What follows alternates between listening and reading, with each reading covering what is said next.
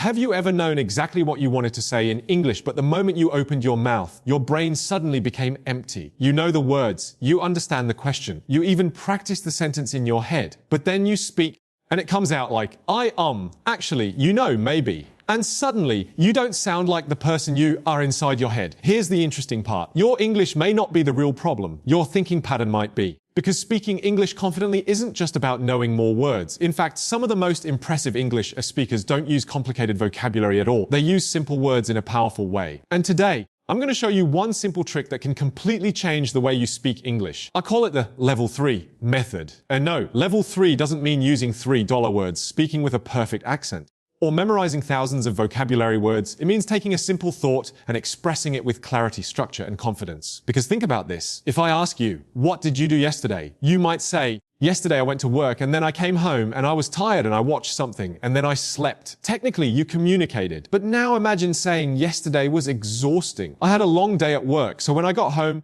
I just wanted to switch off and relax. Same basic English. Completely different impact. Why? The vocabulary isn't dramatically harder. The difference is how you organize your thoughts. And once you understand this, English becomes much easier. Let me tell you something I've noticed about people learning English. Many people spend years collecting words. They learn extraordinary. They learn substantial. Consequently, they learn nevertheless. And then somebody asks them a simple question like, what do you think?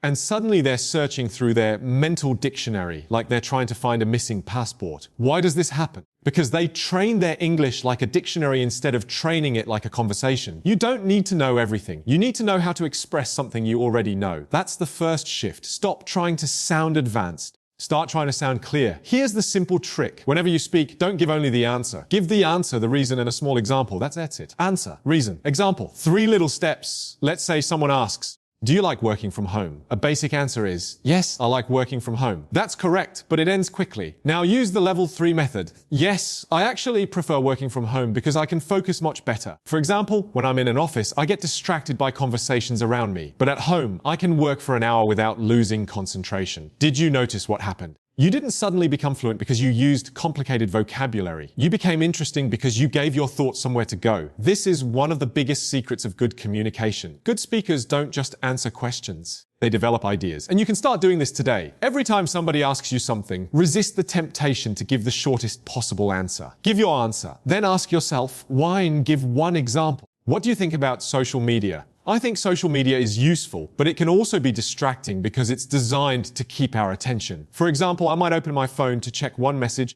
and suddenly 30 minutes are gone. Look at how natural that sounds. You don't need advanced grammar. You don't need a British accent. You don't need to sound like a professor. You simply need to give your thought a shape. And here's where it gets even more powerful. The second part of the trick is something I call upgrade, don't replace. What does that mean? Most English learners try to replace simple words with complicated words. Instead, keep your simple words and add precision. For example, don't worry about replacing good with some fancy word. Instead of saying the movie was good, say the movie was surprisingly good. I didn't expect much from it, but the story kept me interested until the end. You still used good, but now I understand what you mean. Or instead of saying my job is bad, say my job has been difficult lately. The workload has increased, and I feel like I'm constantly rushing from one task to another. Again, simple English, but much stronger communication. This is what I want you to understand. Being articulate doesn't mean making your language complicated. It means making your meaning impossible to misunderstand. Imagine 2 painters. One painter owns 1,000 colors but doesn't know how to use them. The other owns 20 colors but knows exactly where each one belongs. Who creates the better painting? The second person. English is the same. You don't need 10,000 words sitting inside your brain. You need enough words to paint the picture in somebody else's mind. And that leads to the third part. Stop translating full sentences in your head. This habit is quietly destroying the speed of your English. Imagine somebody asked you, what did you do last weekend? Your brain starts,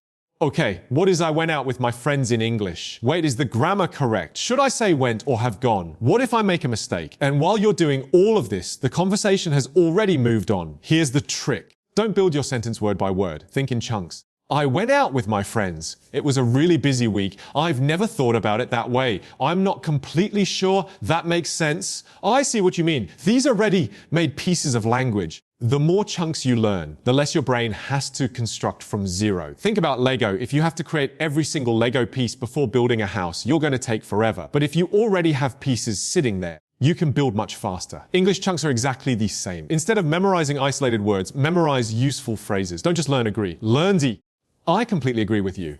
I agree to some extent. I see your point, but I'm not sure I agree. I know you don't just have a word, you have a tool. And here's another secret. You don't have to speak perfectly to speak powerfully. In fact, if you're always terrified of making mistakes, you're probably going to speak less. And when you speak less, you get less practice. And when you get less practice, you become even more afraid. That's the confidence trap. You wait until your English is perfect before you speak, but your English becomes better because you speak. It's like saying, I'll go to the gym once I'm strong enough to lift weights. That's backwards. You become strong by lifting. You become fluent by speaking. So here's your fourth lesson. Practice imperfectly, but practice deliberately. Don't just talk to yourself randomly for 20 minutes. Give yourself a simple challenge. Pick one everyday topic. Your job, your favorite movie, a difficult experience, something you learned today, your opinion about social media. Then speak for 1 minute using the 3-step formula answer. Reason, example, that's 1 minute. Then do it again. But this time, make it clearer. Then again, make it more natural. You're not trying to create a perfect speech. You're training your brain to organize thoughts in English. And after a few weeks, something strange starts happening. You stop translating as much. You start reaching for phrases automatically. You start answering faster. You pause less. And eventually, you realize something. I didn't translate that sentence. That moment is incredible.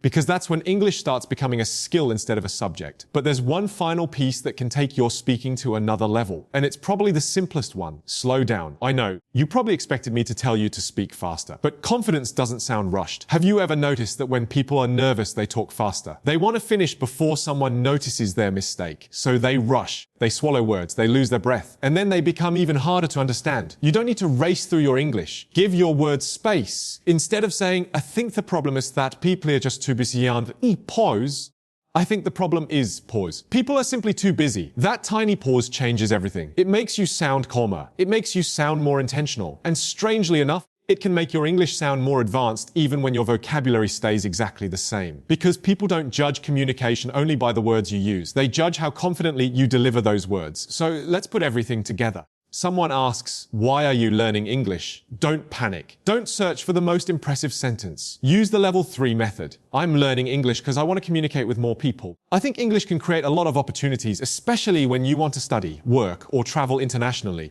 For example, I've already noticed that I can understand videos and conversations that I couldn't understand before. Simple. Clear, natural, powerful. And here's what I want you to remember. Your goal isn't to become the person who knows the most English. Your goal is to become the person who can express their thoughts clearly with the English they already know. That's a completely different game. Because maybe you've been waiting for more vocabulary. Maybe you've been waiting for better grammar. Maybe you've been waiting for the perfect accent. Maybe you've been telling yourself, I'll speak confidently when my English improves. What if we reverse it? What if speaking confidently is one of the things that improves your English? What if you don't need another 1,000 words? What if you need to use the 500 words you already know better? So starting today, whenever you speak English, remember 3 things. Give your answer. Explain why. Give an example. Use phrases instead of translating every word. And slow down enough to let your words breathe. That's your level 3 English. Not complicated English, not perfect English, clear English. And the beautiful thing is this: nobody is waiting for you to speak perfect English. Most people are simply waiting to understand you. So stop trying to impress them. Start trying to connect with them. Because communication isn't a performance where you have to prove how intelligent you are. It's a bridge between your mind and another person's mind. And your job isn't to build the most complicated bridge. Your job is to build one that people can actually cross. So the next time you open your mouth and feel that little voice saying, what if I make a mistake? Remember this: speak anyway. Start simple. Add a reason. Give an example. Slow down and keep going. Because fluency isn't the moment when you stop making mistakes. Fluency is the moment when making a mistake no longer stops you from speaking. And once you understand that, you don't just start speaking better English. You start speaking with confidence.